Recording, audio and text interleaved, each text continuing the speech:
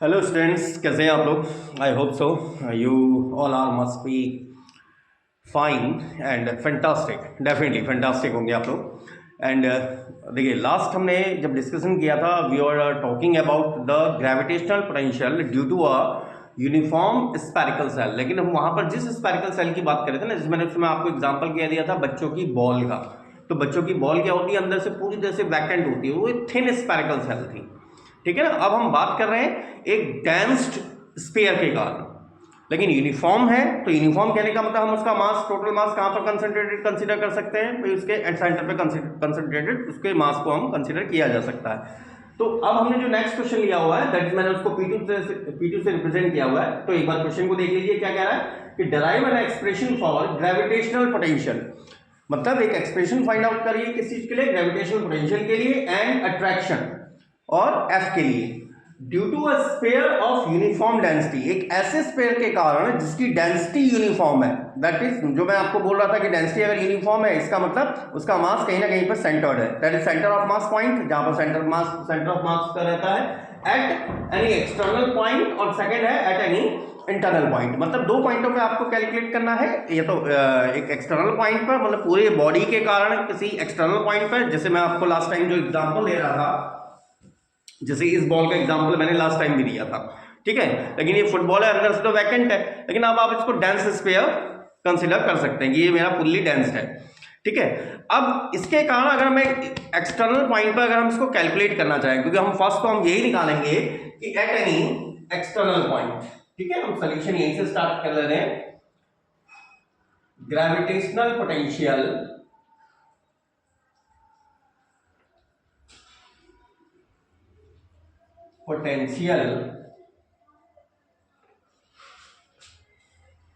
at any external point। अब अगर मुझे इस बॉल के कारण, अब लेकिन बस इसको दिमाग में रखेगा कि ये डेंस्ड है। डेंस्ड मतलब अंदर से भी भरा हुआ है, जिसमें आपको उस टाइम भी एग्जांपल दे रहा था गुआवा का। ठीक है ना, गुआवा जैसे अंदर से भरा रहता है। और या फिर आप ऑरेंज मान के चलो, ऑरेंज भी एक स्फेरिकल शेप बॉडी है, अंदर से फुल्ली फुलफिल्ड है ना। अब अगर मैं ऑरेंज के छिलके को इस तरह से निकालूं खोल की फॉर्म में, ठीक है ना, जैसे ऑरेंज का छिलका जो है मैं इस तरह से गोल करके निकाल दूं बाहर वाला हिस्सा, और उसको खाली ऐसे रख दूं, तो वो तो स्पेरिकल सेल बन गया ना। ठीक है ना, तो इस पूरी बॉडी को आप क्या मान सकते हो? कई सारी स्पेरिकल सेल से मिलकर बना हुआ, थिन स्पेरिकल सेल से मिलकर बना हुआ। अगर आप मेरी बात को अगर समझ में आया तो ठीक है, नहीं आ पा रहा तो दोबारा एक बात को समझिए। जैसे मैं इसको काटना शुरू करूं, लेकिन किस तरह से काटूं? इस तरह से कि भाई, जैसे मैंने ये मान लीजिए ये आपकी फुल बॉडी थी, ये पूरी भरी हुई बॉडी है, मैंने इसको बाहर से इस तरह से छीला, इस तरह से छीला, और इसको पहले बाहर आउटर सरफेस को इसके आउट कर दिया। अब ये अंदर वाला सरफेस फुल्ली वैकेंट है, तो अंदर वाला सरफेस ये तो भरा हुआ था, ये बाहर वाले सरफेस को छील दिया। फिर जो अंदर वाला बचा, मतलब मान लीजिए आपने, मान लो ये वाला पोर्शन इसका निकाल दिया, इतना पोर्शन इसका निकाल दिया, ये वाला पोर्शन आपने आउट कर दिया है। ठीक है, अब जो अंदर वाला है, इसके अंदर वाला तो वैकेंट है क्योंकि हमने आउटर वाले को बाहर निकाल दिया, प्लस फिर अंदर वाले का, फिर अंदर वाले को मैं इस तरह से कट करूं, तो इसका अब अंदर का वैकेंट है, फिर इसको आपने छोटी स्पेरिकल सेल से कंसीडर, इसको भी कट कर दिया। तो इस तरह से आप इसको अगर कंटिन्यूअस बनाते जाएं तो लास्ट में आप कहां पर पहुंच जाएंगे? एट पॉइंट 0 पर। मतलब लास्ट में अगर मैं इसको इस तरह से कट करता जाऊं लगातार, इसको किस फॉर्म में, जैसे ऑरेंज का छिलका जो मैं आपको बता रहा था, ऑरेंज के छिलके को अगर आप निकालना चाहें, लेकिन किस तरह से निकालना है? इस तरह से कि बाहर का छिलका अलग हो। ठीक है, तोड़ना नहीं है उसे, बाहर का छिलका अलग कर दिया, अब अंदर बच गया केवल ऑरेंज। फिर ऑरेंज को भी इस तरह से काटा, या गुआवा को इस तरह से काटा कि बाहर, तो ये हम क्या मान सकते हैं? कई सारी स्पेरिकल सेल से मिलकर बना मान सकते हैं। तो हम यहां पर ये मान ले रहे हैं फर्स्ट ऑफ ऑल कि जो हमारा स्पेरिकल सेल है, ठीक है ना, ये फिगर ड्रॉ करने की जरूरत नहीं है आप लोगों को, this figure is not necessary to maintain, but आपको ये समझाना जरूरी था कि हम क्या मान के चल रहे हैं कि किसी भी सॉलिड स्फीयर को मैं कई सारी थिन स्पेरिकल सेल से मिलकर बना मान सकते हैं। तो हम ये मान के चल रहे हैं कि let considering a solid sphere of mass m and radii capital R। ठीक है ना, तो हम यहां मान के चल रहे हैं कि कोई हमारे पास एक सॉलिड स्फीयर है ऑफ मास कैपिटल M और रेडियाई कैपिटल R का।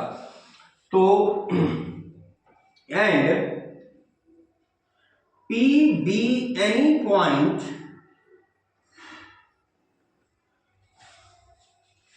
existing at a distance small r from the center of sphere लेकिन कहां, आउटसाइड। क्लियर। तो हम यहां पर क्या मान के चले कि हमारे पास एक सॉलिड स्फीयर है जिसका mass capital M radii R है और उसके सेंटर से r दूरी पर, स्मॉल r डिस्टेंस पर एक पॉइंट P है at which the gravitational potential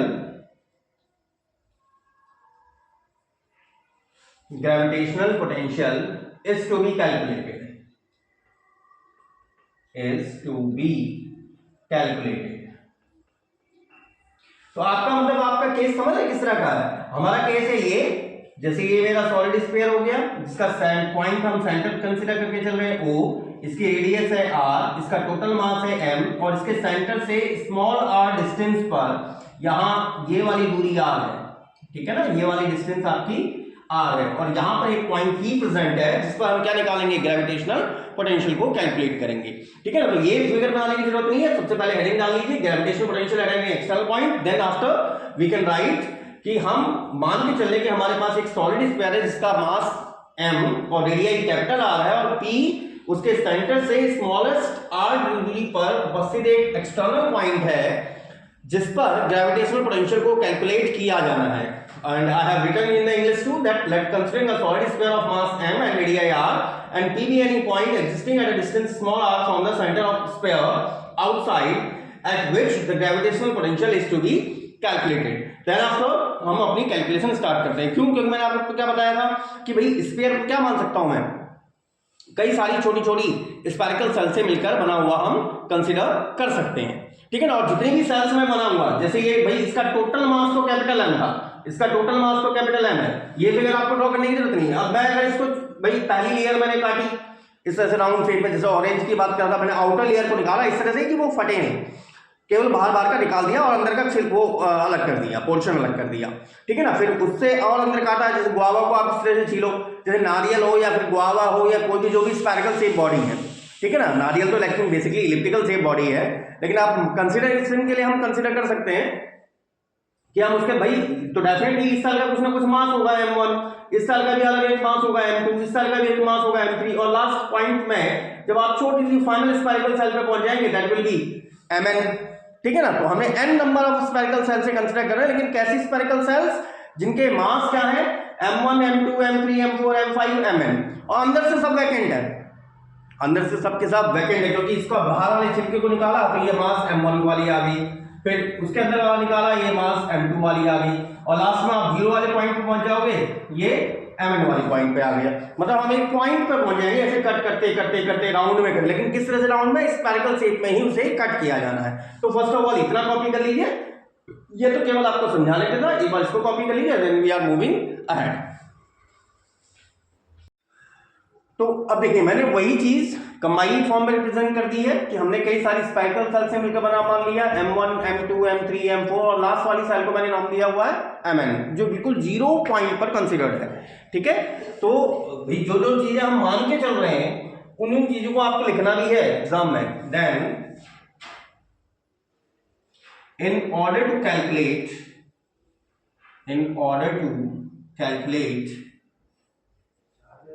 the gravitational potential at point P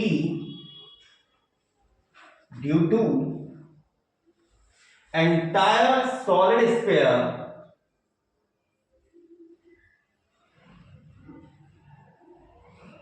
we can consider the solid sphere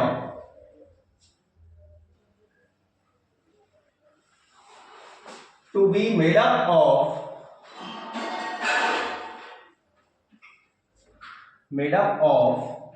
a number of thin spherical cells having mass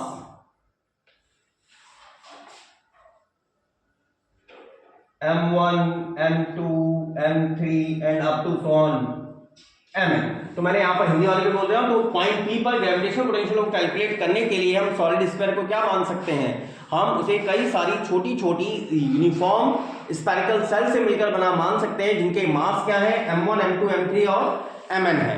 अच्छा, अब अगर आपको remember है, क्योंकि इससे लास्ट टॉपिक ठीक हमने स्फेरिकल सेल का ही पढ़ा था, तो स्फेरिकल सेल के कारण, किसी एक स्फेरिकल सेल के कारण जिसका मास m1 है के कारण किसी एक्सटर्नल पॉइंट पर जो ग्रेविटेशनल पोटेंशियल था उसकी वैल्यू क्या थी, माइनस का gm/r। Is that clear? Then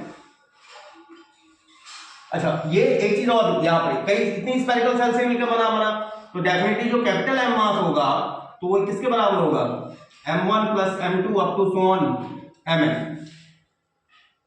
then due to spherical cell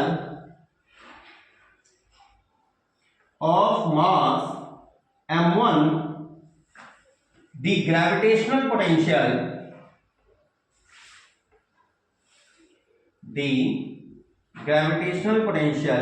at point P, क्या थी इसकी वैल्यू, उसको ना मैं यहां पर V1 दे रहा हूं, केवल इस बाहर वाली M1 सेल के कारण पॉइंट P पर कितना आ जाएगा, माइनस का G, mass of the shell gm/r था वहां, ठीक है। तो हमारी यहां पर स्फेरिकल सेल का मास है m1 एंड डिस्टेंस तो r ही है।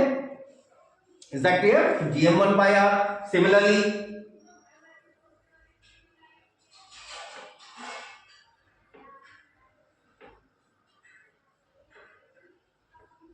Similarly,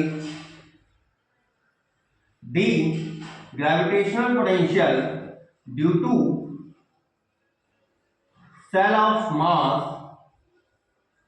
m2 at p पर, इसके कारण दूसरे वाले के कारण क्या आ जाएगा, v2 equals to minus gm2/r and up to so on.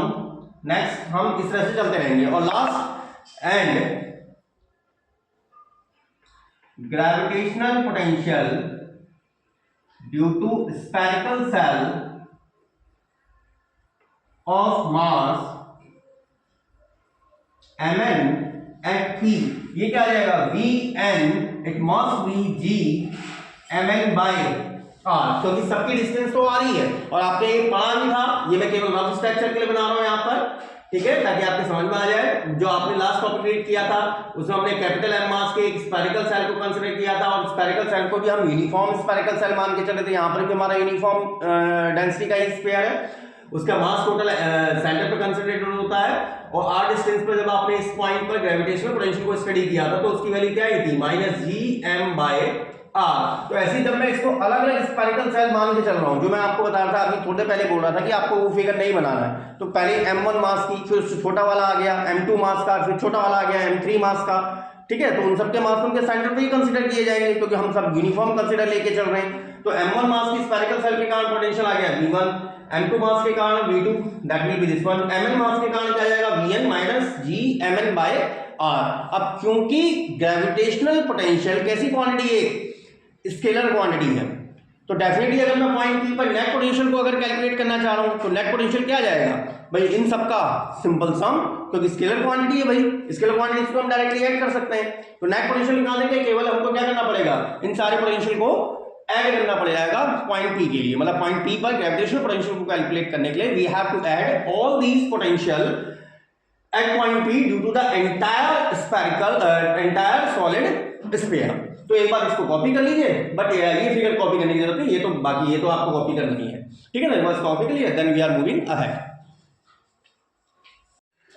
तो सारे जितने भी हमारी स्फेरिकल सेल्स थी सबके कारण हम कैलकुलेट कर चुके हैं, तो क्योंकि मैं बता चुका हूं आपको कि वो स्केलर क्वांटिटी है। So the net potential, net gravitational potential, okay, हम पोटेंशियल मतलब ग्रेविटेशनल पोटेंशियल की बात कर रहे हैं, at P due to entire solid sphere,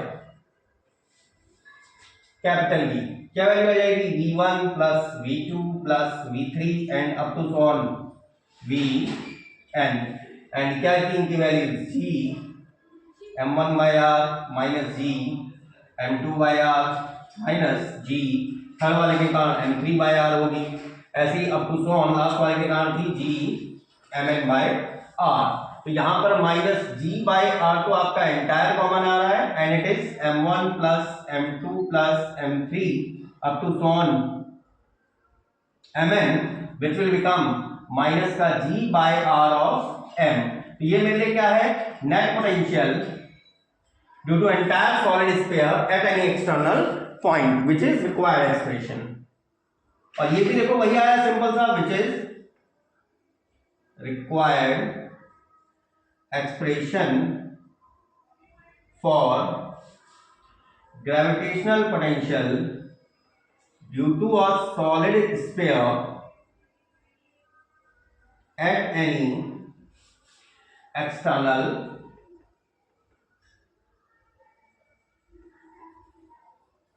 point। ये तो हमारा सिंपल सा एक्सप्रेशन यहां पर भी क्या आया, जैसे कि मेरे पूरे सॉलिड स्फीयर का मास कहां पर कंसंट्रेटेड हो एट द साइड ऑफ, भाई इसके साइड पर तो हम इसको ऑलरेडी पहले से हम इसको यूनिफॉर्म मान के चल रहे हैं कि यूनिफॉर्म, जब हम पूरी अर्थ को यूनिफॉर्म मान के चलते हैं कि भाई हमारी पूरी अर्थ है जिसको हम स्फीयर मान के चल रहे हैं, although it is not in perfect spherical shape, हम उसको भी यूनिफॉर्म डेंसिटी का कंसीडर करके लेके चल रहे हैं।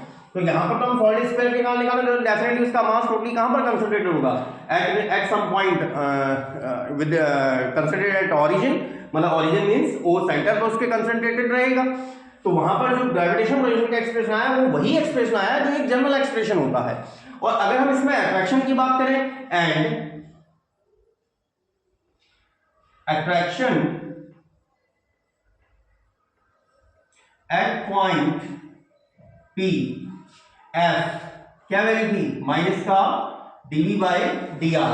तो मैं इसको यहां ऊपर कैलकुलेट कर दे रहा हूं क्योंकि नीचे फिर स्पेस नहीं दिखाई देता, तो मैं इसको ऊपर कैलकुलेट कर दे रहा हूं। तो एफ की वैल्यू क्या जाएगी माइनस का d बाई dr और पोटेंशियल की वैल्यू थी माइनस का gm बाई r, जहां पर m पूरे सॉलिड स्फीयर का मास था, इट विल बिकम माइनस का gm not minus, it will B plus, ये तो प्लस हो गया और 1 बाय r का करेंगे तो दैट इज माइनस का 1 by r square and it will be minus का gm बाय r स्क्वायर। ये कैपिटल m है, ठीक है, not it is small m, ये कैपिटल m है। तो हमारा जो ग्रेविटेशनल अट्रैक्शन होगा तो ग्रेविटेशनल अट्रैक्शन भी क्या दिखा रहा है। और यहां पर एक चीज आप और चीज भी नोटिस करो कि जैसे जैसे r मेरा बढ़ता जाएगा, r डिस्टेंस मेरी इंक्रीज होती जाएगी, पोटेंशियल में r की वैल्यू अगर बढ़ेगी तो डेफिनेटली v कहां की तरफ टेंड करेगा, जीरो की तरफ। मतलब ये r अगर मैं इसको जीरो पहुंचा दूं, कहीं इंफिनिटी पे पहुंचा दूं, तो वहां पोटेंशियल क्या आ जाएगा zero.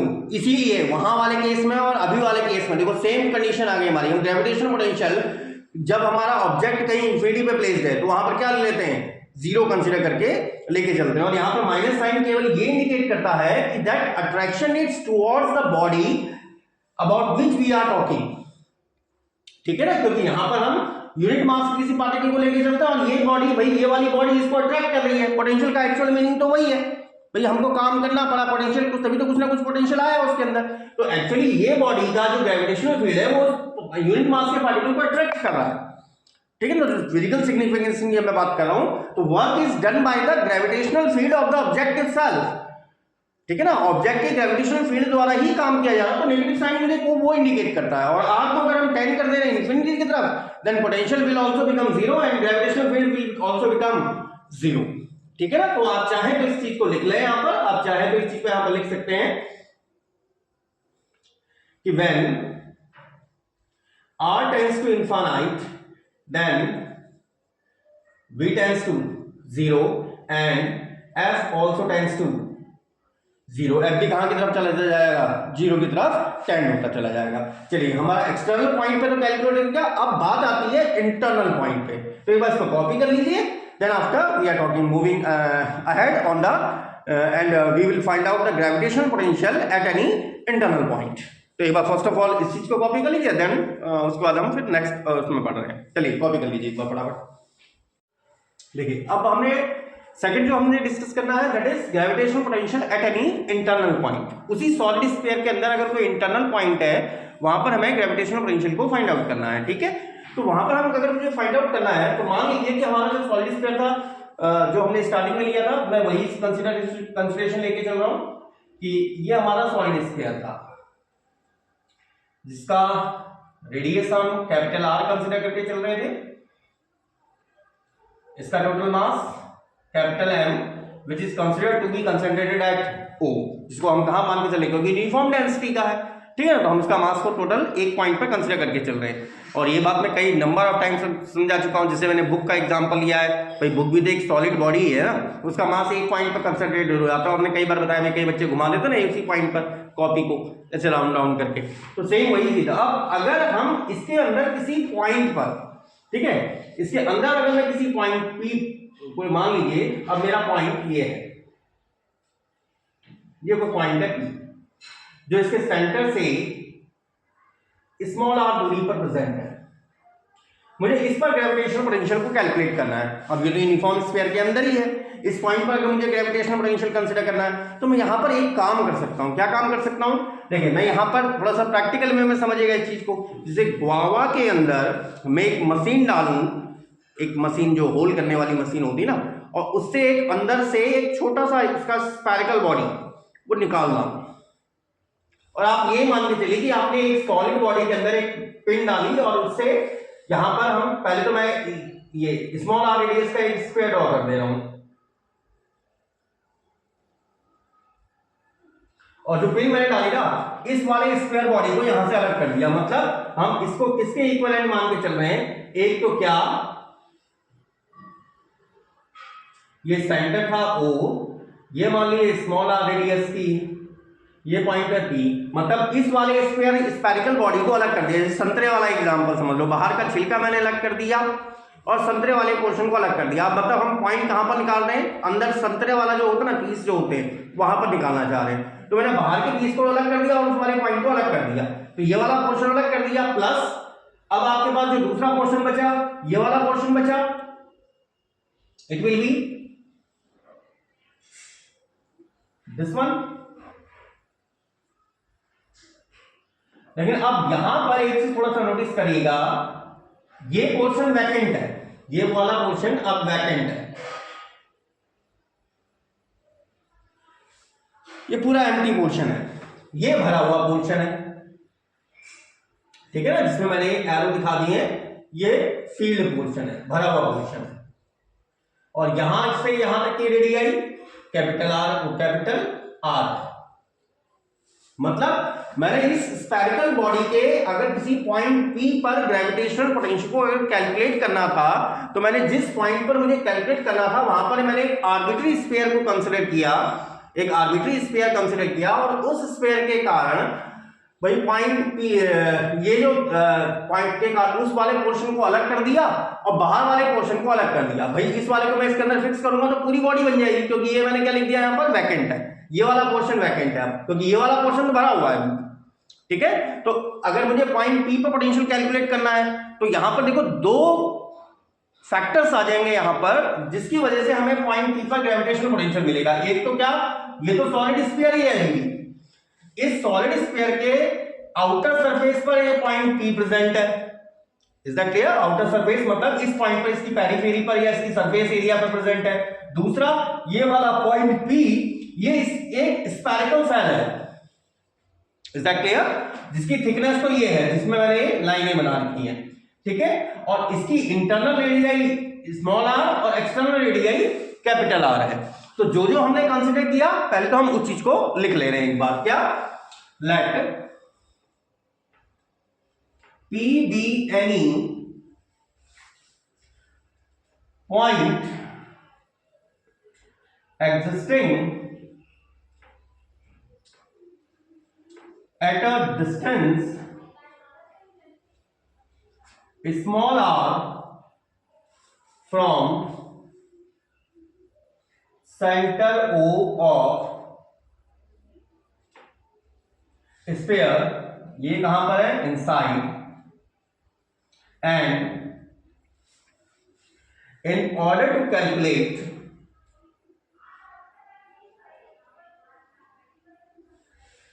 the gravitational potential at P, point P पर ग्रेविटेशनल पोटेंशियल को हमने कंसीडर करने के लिए क्या किया, V make an arbitrary sphere of radii small r having point P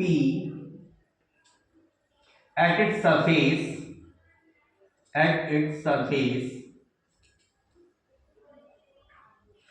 and we make an arbitrary sphere of radii small r having point P at its surface. Now we can consider, अब हम क्या consider कर सकते हैं, that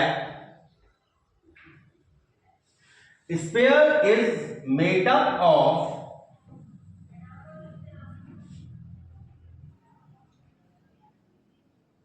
two parts. ये sphere पूरा कितने हिस्से मिलकर बना हुआ है, दो पार्ट से मिलकर बना हुआ है. पहला पॉइंट कौन सा, अ solid sphere of radii small r where point P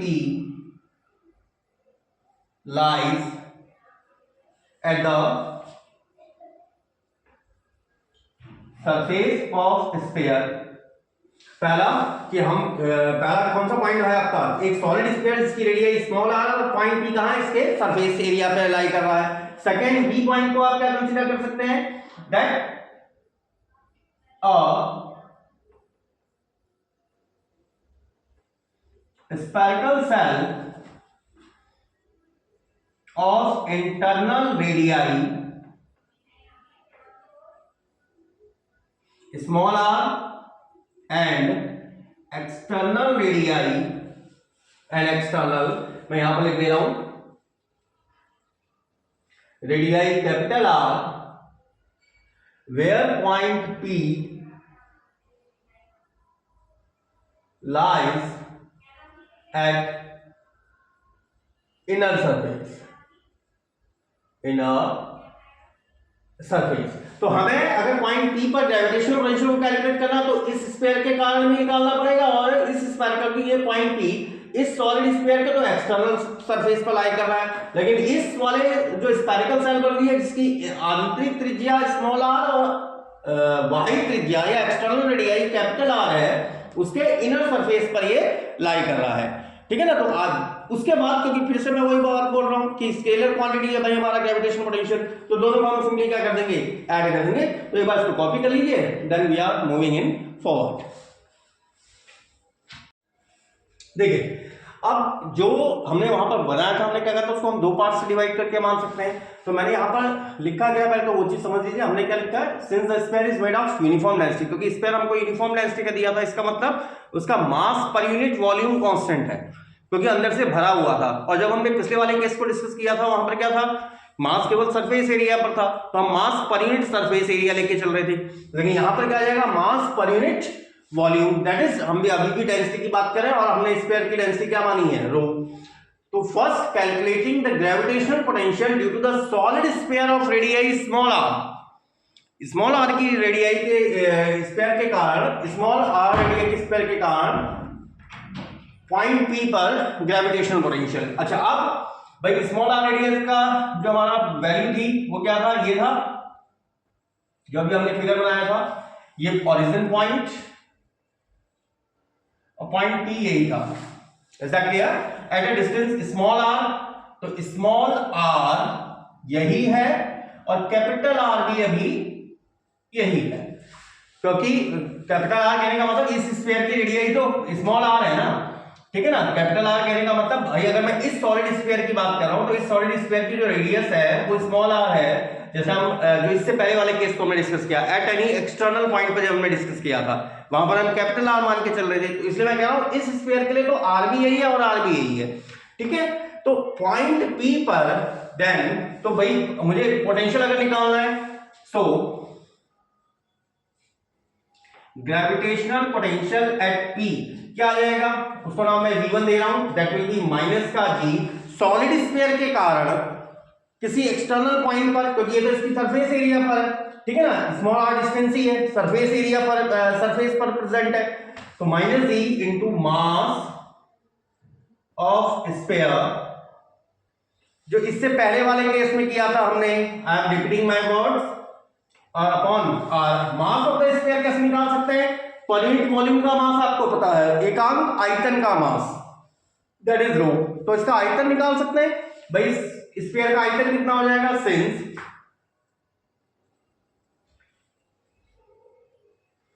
volume of sphere of radii small R, volume आ जाएगा, इट विल बी 4/3, आपको पता है वॉल्यूम का formula pi r cube, so mass of sphere,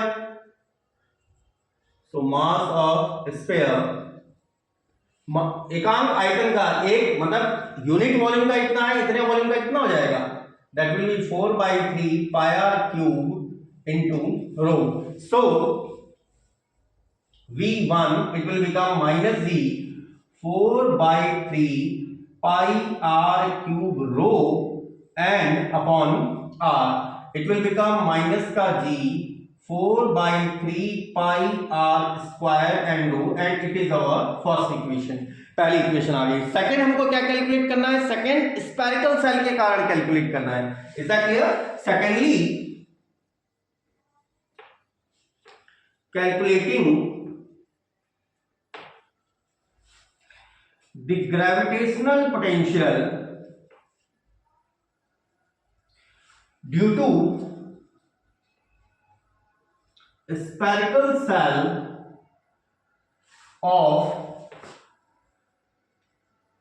internal radii, मैं नीचे को लिख दे रहा हूं, internal radii small r and external radii capital R at point P, और वहां पर पॉइंट P कहां लाई कर रहा था, इनर सरफेस पर, जो अंदर वाली रेडियस C अंदर वाले सरफेस पर लाई कर रहा था, वेयर पॉइंट P, यहां नीचे को लिख रहे हैं हम, point P lies at inner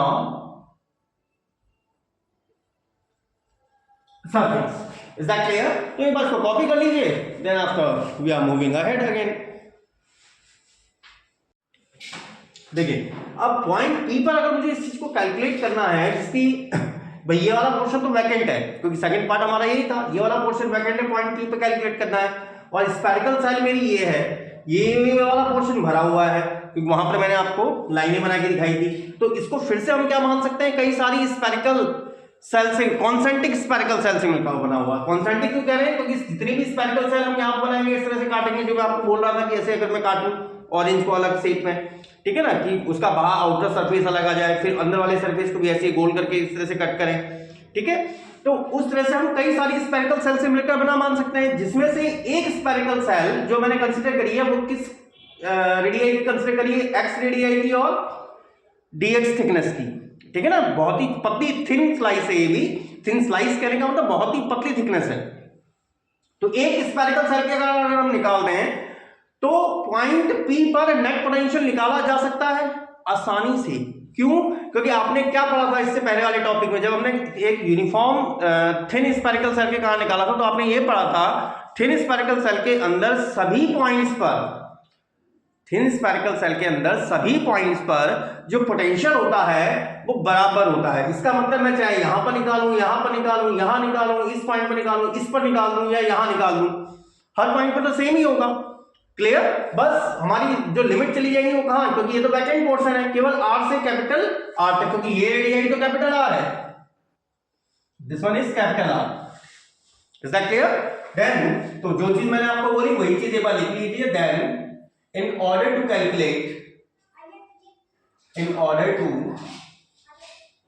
calculate the potential, the gravitational potential, due to outer spherical shell at P, we can consider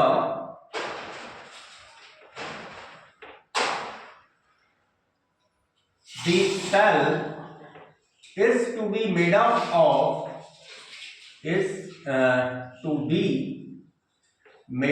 of a number of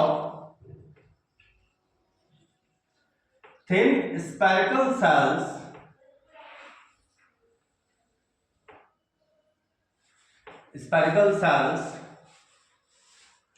and one of the यहां से लिख दे रहा हूं मैं spherical cell of radii x and thickness dx is represented in figure.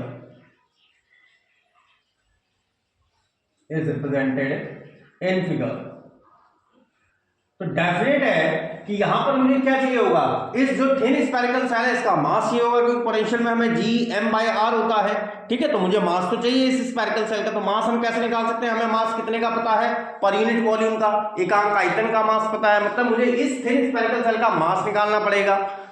Clear? मास निकालना मतलब क्या हो गया, मास निकालना मतलब वॉल्यूम निकालना पड़ेगा, पर यूनिट वॉल्यूम का पता है ना मेरे को। तो वॉल्यूम निकालने का मतलब क्या हो गया, 3 डायमेंशन आ गई। जैसे सरफेस एरिया में 2 डायमेंशन थी, जब हम एरिया की बात करें 2 डायमेंशन थी, L/B था, 2 डायमेंशन की। वॉल्यूम निकालना है तो 3 डायमेंशन होगी, मतलब एरिया इंटू एक लेंथ और आएगी। तो एरिया कैसे निकाल सकते हो भाई, इसका भाई जो हमारी ये थिन स्पेरिकल सेल है तो इसका एक तो निकाल दो सरफेस एरिया कितना है, और दूसरी इसकी थिकनेस कितनी है, आ गया इसका volume. Is that clear? So volume of spherical cell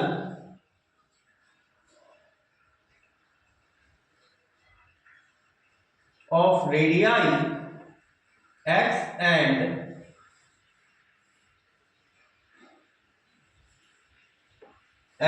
thickness dx। तो वॉल्यूम को आप क्या लिखेंगे, वॉल्यूम, ये लाइन मैंने इसलिए बनाई है क्योंकि यहां के बाद यहां स्टार्ट है, ठीक है। वॉल्यूम लिखा जाएगा surface area of the shell, surface area of shell into उसकी थिकनेस कितनी है। अच्छा, अब क्योंकि ये स्फेरिकल सेल है तो स्फीयर का सरफेस एरिया आपको पता है क्या होता है, 4πr²। तो 4πr क्या है इसकी radius, that is x², thickness है इसकी dx। तो मास ऑफ स्फेरिकल सेल कितना आ गया, मास ऑफ स्फेरिकल सेल, एकांक वॉल्यूम का आयतन कितना था, यूनिट वॉल्यूम का आयतन था रो, इतने वॉल्यूम का आयतन कितना हो जाएगा, that will be 4πx² dx into row.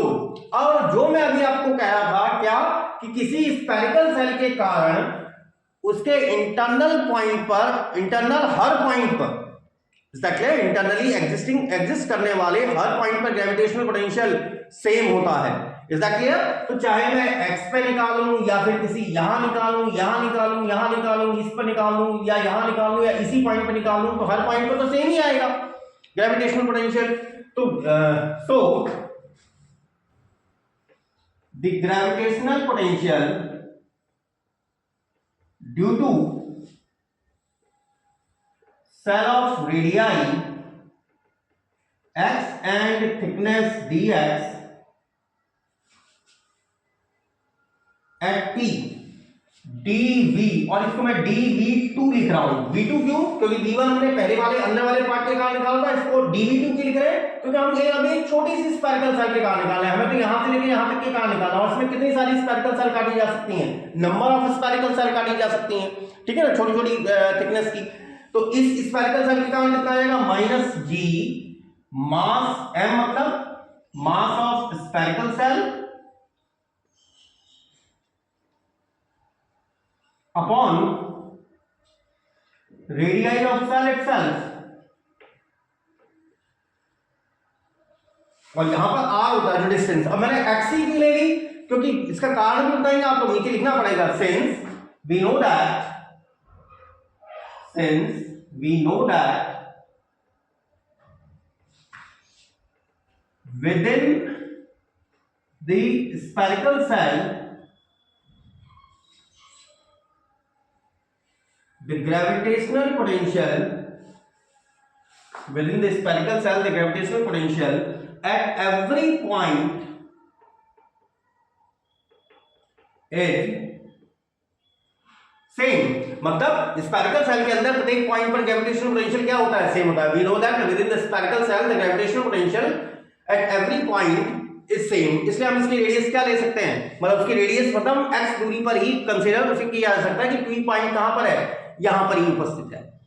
Clear? क्योंकि मैंने क्या आपको बोला, यहां पर हो, यहां पर हो, यहां पर हो, यहां पर हो, यहां पर, सेल के अंदर तो हम कहीं पर भी कंसीडर कर सकते हैं, तो सेल के अंदर तो हर पॉइंट पर सेम ही रहेगा। तो इसलिए हमने उसकी रेडियस क्या ले ली, रेडियस ऑफ एक्स ले लिया। डिस्टेंस आप उसको चाहो तो डिस्टेंस ले लो, दैट तब भी आप उसको एक्स चूज कर सकते हो, क्योंकि किसी भी पॉइंट पर हम निकालेंगे तो ग्रेविटेशनल पोटेंशियल हमारा सेम होगा as well as we have derived in the last question.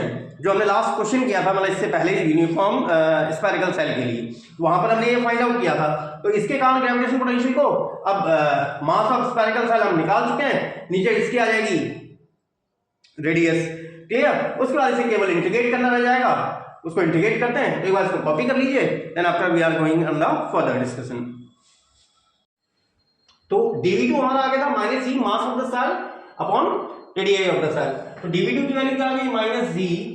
मास हमारा इस सेल में कितना आया था, that was 4 pi x square dx rho, and radius आ गई थी अगेन x। तो dv2 क्या लिख सकते हैं इसे, minus ji 4 pi x dx and rho. ये केवल किसके कारण था, इस एक्स रेडियस की स्फेरिकल सेल के कारण। So the gravitational potential due to entire spherical cell of internal radii small r and external radii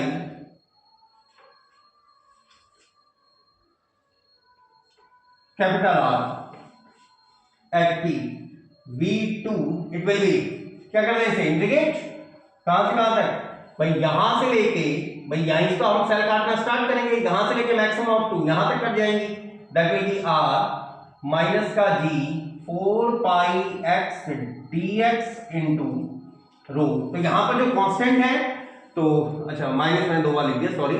तो ये माइनस साइन इसी के साथ है, तो जो कांस्टेंट है उसको बाहर निकाल दिए, g 4 पाई, ये तो आपका कांस्टेंट टर्म है, और अंदर वैल्यू आ गई आपके पास g पाई, वो भी एक कांस्टेंट है, अंदर वैल्यू आ गई r to r x and dx। तो काफी सिंपल इंटीग्रेशन आ गया हमारे लिए, that is minus ji 4 pi rho and it is x square by 2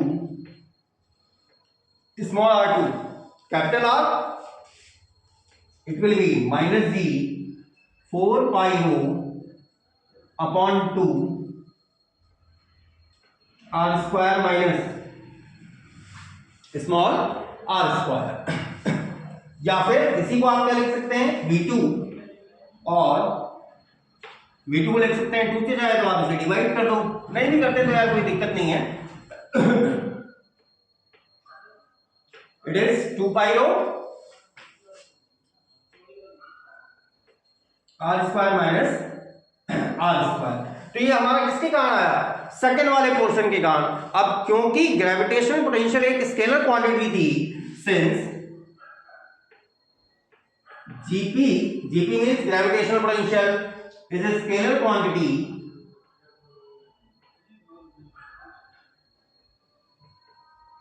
so the net Gp at P due to entire solid sphere of radii capital r क्या आ जाएगा, v equals to v1 plus v2, v equals to v1 जो हमने alpha 1 में निकाला था, तो alpha 1 में हमारा क्या आया था माइनस का g, और हमने इसको शायद स्मॉल आर रेडियस का कंसीडर किया था, तो माइनस का g 4/3 pi r cube upon r, that is r square and rho, and v2 की वैल्यू है इट इज माइनस का g 2 pi rho, and here it is r square minus r square. अब केवल इन दोनों को add करना रह गया है, और इन दोनों को ऐड करके ये आर स्क्वायर है, स्मॉल आर का स्क्वायर है यहाँ पर, ये ध्यान रखिएगा, ठीक है। तो इन दोनों को केवल ऐड करना रह गया, तो एक बार इसको कॉपी कर लीजिए, then we are finalising this topic. फिर हमारे पास नेट पोटेंशियल आ जाएगा एट एनी इंटरनल पॉइंट, फिर उसके बाद हम उसके एक बार ग्राफ की बात कर लेंगे, तो हमारा टॉपिक फिर ये कंप्लीट हो जाता है। तो एक बार इसको कॉपी कर लीजिए फटाफट। तो हमारा जो नेट पोटेंशियल आ गया था that was this one v1 and v2, इस तरह से अब इनको केवल ऐड करना रहेगा, क्योंकि हमारा ग्रेविटेशनल जो पोटेंशियल था स्केलर क्वांटिटी, तो हम सिंपली इसको ऐड कर सकते हैं। अच्छा, लेकिन दोनों को देखो, अगर थोड़ा सा ध्यान देना, दोनों थोड़ा अलग अलग टाइप के एक्सप्रेशन आ रहे हैं, दोनों को सेम बनाने की कोशिश करते हैं एक बार। तो यहाँ पर आप इसे लिख सकते हैं 4/3 पाई g रो r स्क्वायर माइनस, इसको भी सेम वैसे ही बना दीजिए 4/3 पाई g रो, देखो 4/3 पाई जीरो तो पहले से ही है, pi zero, is that clear. लेकिन 4 अगर मैंने कर दिया है, इसका मतलब अंदर मुझे क्या करना पड़ेगा, पहले तो r square by 2 minus r square by 2, फिर दूसरा मैंने यहाँ 3 ऐड किया, तो अंदर आ जाएगा यहाँ ऊपर 3 और यहाँ भी 3। अब दोनों के एक्सप्रेशन आ गए सेम, फिर वैल्यू क्या होगी 4/3 पाई जी रो, एंटायरली मैंने कॉमन ले लिया है, it will B r square plus 3r square by 2, 3r square by 2, then it can be written as minus 4/3 pi 0 3r square by 2 minus 3/2 r square, अगर इससे कम कर दें तो r स्क्वायर में से इतना कम कर दिए, that will become r square by 2। तो हमारा जो नेट पोटेंशियल होगा ना पॉइंट P पर ये होगा। अब क्योंकि हमने पूरे स्फेरिकल सेल की, जो हमारा फुल स्फेरिकल सेल था, स्फेरिकल सेल कहते, sorry I am extremely sorry for that, जो हमारा सॉलिड स्फीयर था, इसका मास हम m कंसीडर करके चले थे, और डेंसिटी क्या मानी थी, हमने रो मान के चले थे, as mass per unit volume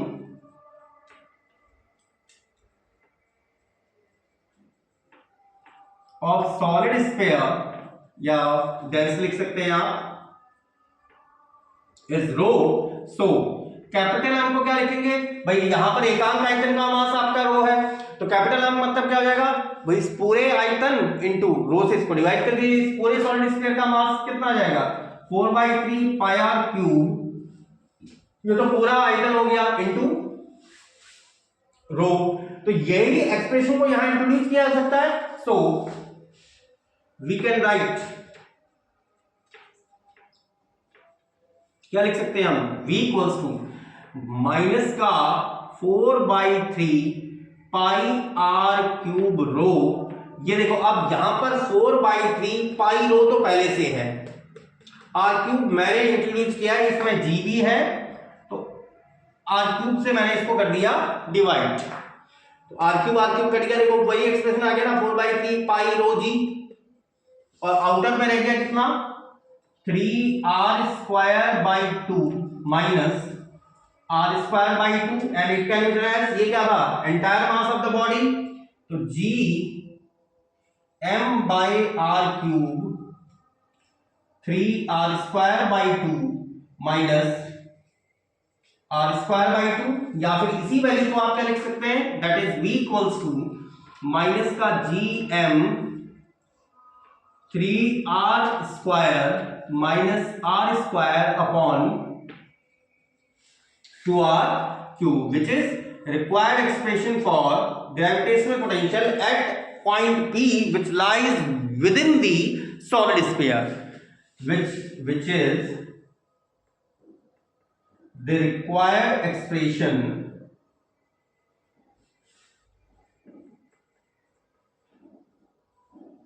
for gravitational potential at point P,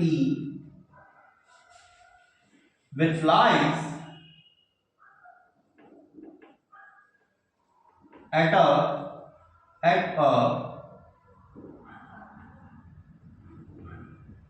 distance small r from center O within यहाँ को लिख दे रहा हूं मैं, कई बार ऐसा होता है ना कि यार मिस आउट हो जाता है, with in the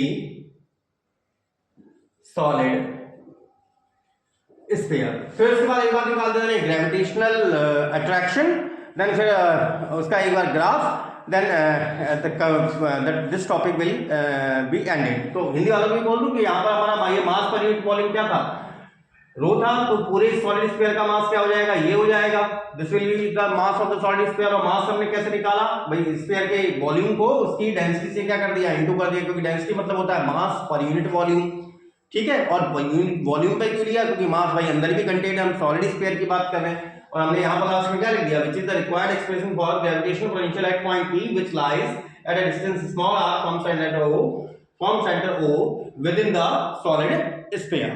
is that clear. जो सॉलिड स्फीयर के अंदर सेंटर से स्मॉल r दूरी पर एक पॉइंट जो लाई कर रहा है, उस पर हमारा क्या है, ग्रेविटेशनल पोटेंशियल का रिक्वायर्ड एक्सप्रेशन है। नाउ यहीं पे लिख दे रहे हैं पहले तो, we shall find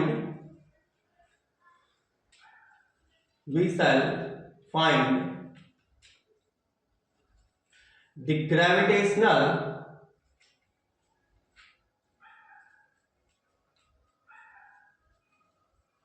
attraction at point P। तो एक बार इसको कॉपी कर लीजिए, उसके बाद हम ग्रेविटेशनल अट्रैक्शन निकाल दे रहे हैं किस पर, उसी पॉइंट P पर जो उसके अंदर लाई कर रहा था, ठीक है। तो एक बार इसको कॉपी करिए फटाफट। तो F, क्योंकि हम तो लिख चुके हैं कि हमें अब ग्रेविटेशनल अट्रैक्शन को निकालना, तो F की वैल्यू क्या आ जाएगी, माइनस का dV/dr, और पोटेंशियल हम ऑलरेडी निकाल चुके हैं। तो यहाँ पर इनकी वैल्यू क्या आ गई, F जो अट्रैक्शन है हमारा, सॉरी पोटेंशियल कह रहा हूँ, अट्रैक्शन F की वैल्यू क्या आ जाएगी, माइनस का d/dr ऑफ माइनस का Gm/2r³ 3r² and minus r²। तो ये माइनस माइनस तो प्लस हो गए, जो कांस्टेंट टर्म है, क्योंकि r के स्मॉल r के रिस्पेक्ट में डिफरेंशिएशन है, दैट विल बी Gm/2r³। इस वैल्यू का तो 0 हो गया, और इसका क्या आ गया, माइनस का 2r, इस 2 से 2 cancel out, and it is minus का Gm/r/r³। तो जो हमारा अट्रैक्शन की वैल्यू आ रही है इनसाइड द पॉइंट, मतलब किस पॉइंट पर, जो हमारा सेल था, ये स्फेरिकल सेल थी हमारी r रेडियस की, और इसके हम किसी इंटरनल पॉइंट r पर ग्रेविटेशनल पोटेंशियल को कैलकुलेट कर रहे थे, जिसके हमने इसको क्या किया था, एक अंदर वाले के कारण, फिर बाहरी सेल के कारण पॉइंट P पर निकाला था, सेंटर से r दूरी पर, और इसकी वैल्यू क्या आई हमारे पास, माइनस का Gm/r/r³। इसका मतलब F r के प्रोपोर्शनल है ना, मतलब अगर हम इनसाइड अ सॉलिड स्फीयर किसी पॉइंट पर ग्रेविटेशनल पोटेंशियल को कैलकुलेट, ग्रेविटेशनल अट्रैक्शन को कैलकुलेट कर रहे हैं, तो gravitational attraction at point P उस पॉइंट की सेंटर से दूरी के क्या है, डायरेक्टली प्रोपोर्शनल है। तो आप यहां पर से क्या लिख सकते हैं, which indicates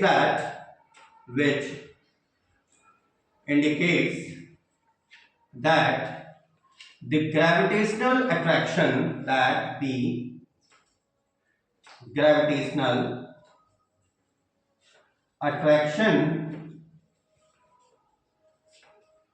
at point P existing at a distance small r from center O of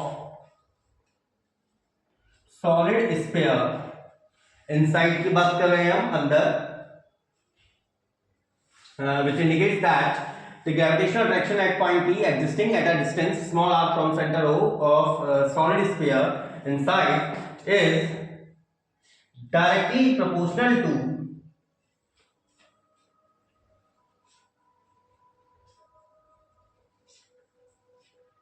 the distance of point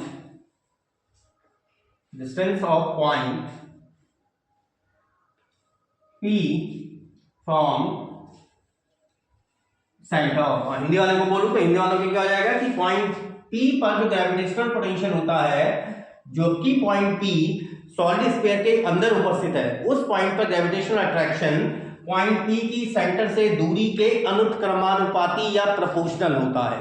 ठीक हो गया? तो ये दोनों चीजें क्लियर हो गई। नाउ हम we shall have to draw a graph. Now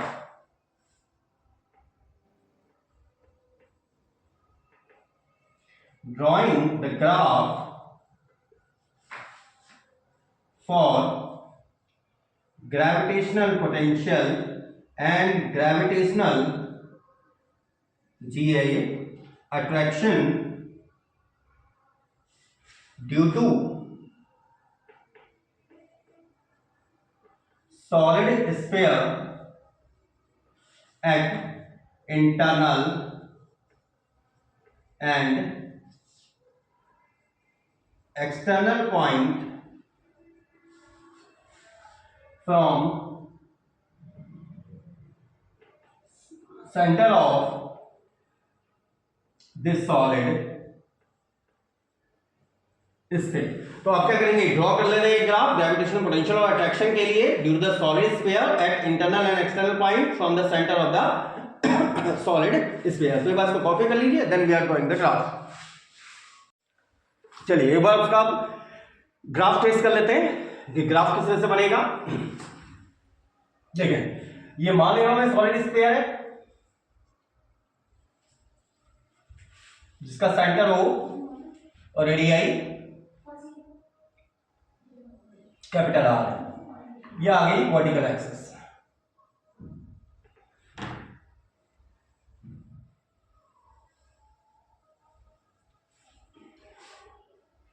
ये R पर।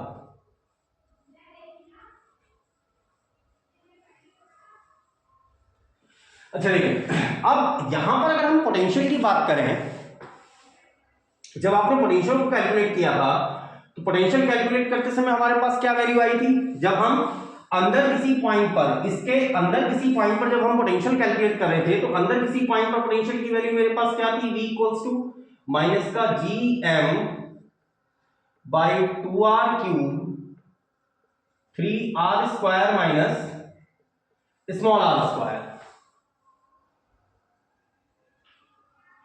ये तो थी वैल्यू। Is that clear? तो हमारे पास यहां पर भाई अगर मैं इसको इंडिविजुअली अगर सेपरेट कर दूं ना तो ये r स्क्वायर के कुछ प्रोपोर्शनल टाइप का दिखाई दे रहा है। और लेकिन जब हम एक्सटर्नल किसी पॉइंट पर जब हम कैलकुलेट कर रहे थे, तो एक्सटर्नली जब हम किसी पॉइंट पर कैलकुलेट कर रहे थे तो v की वैल्यू क्या थी? माइनस का GM बाय R। पोटेंशियल की बात कर रहे हैं अभी हम, ठीक है? तो हमारे पास पोटेंशियल क्या था? माइनस का GM बाय R। और इसका मतलब लगातार वैल्यू डिक्रीज होती जा रही थी। जब हम कहां की ओर बढ़ रहे थे, अप टू इंफिनिटी जब जाएंगे तो हमारा वैल्यू 0 होता जाएगा। मतलब ये ग्राफ मुझे क्या बता रहा है कि जो पोटेंशियल है वो लगातार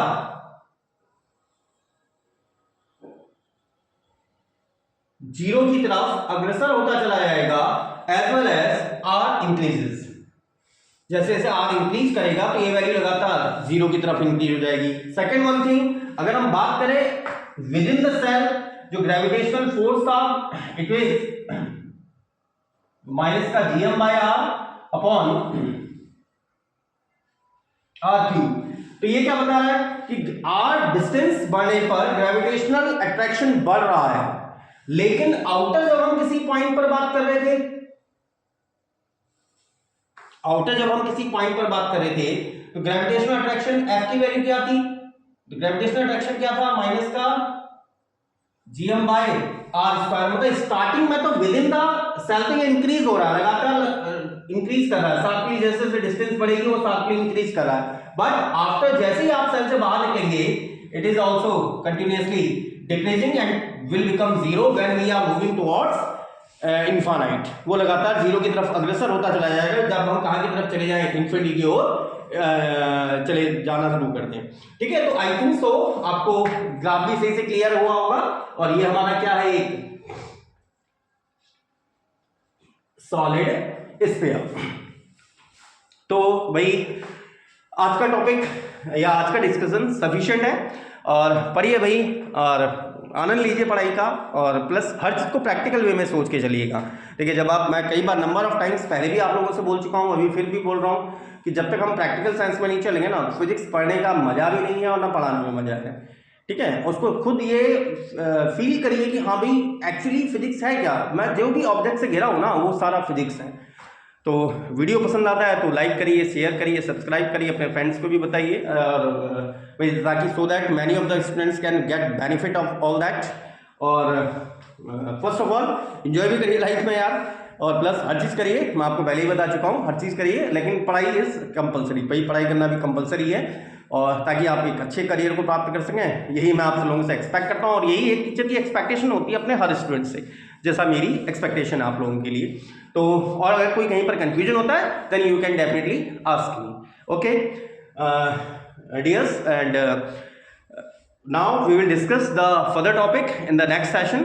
Till then enjoy your life and like share and subscribe कर दो भी, ठीक है, और पढ़े जम के, कोई कंफ्यूजन होता है तो कमेंट सेक्शन के थ्रू आप उससे पूछिए। Till then good bye dears.